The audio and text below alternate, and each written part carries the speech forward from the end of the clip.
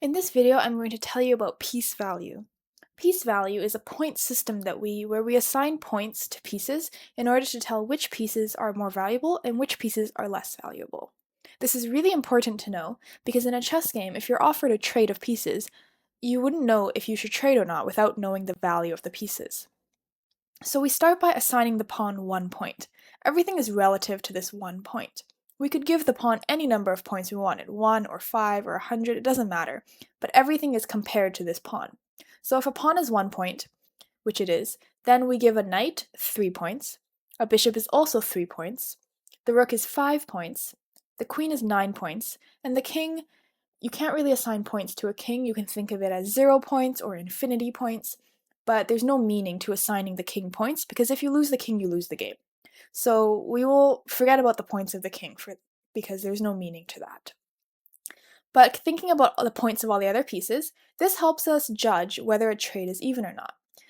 For example, an opponent could offer you a rook for a knight, but that's 5 points versus 3 points, so it's not an even trade and someone will be better.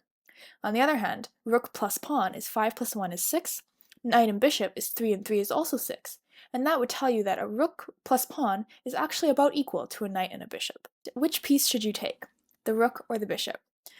And although the rook is 5 points and the bishop is only 3 points, if you take the rook, your rook will be captured back, and that's 5 for 5, which is a trade. And so you should actually take the bishop because it's 3 points for free. Here again, which piece should be captured? You can capture this pawn or you can capture the rook. The rook is 5 points. However, if you capture this rook, this pawn advances and it actually gives you a checkmate. And so in this case, it's critical to take the pawn instead of the rook to save your king. Which piece should be captured? Similar to the last one, there's a free queen here, but if you take this, the knight will go to f2 attacking your king, and this is a checkmate. So you actually have to take the knight here to save your king.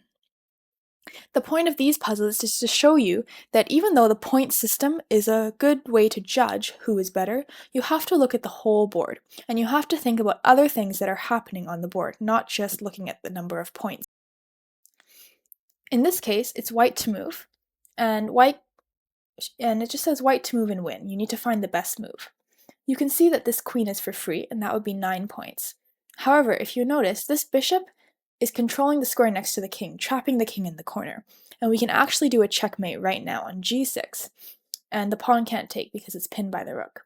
And so once again, remember that although these points of the pieces are quite accurate most of the time, sometimes there is something better in the position that's beyond just points, so make sure you're always looking at the whole board and not just thinking about the points of the pieces.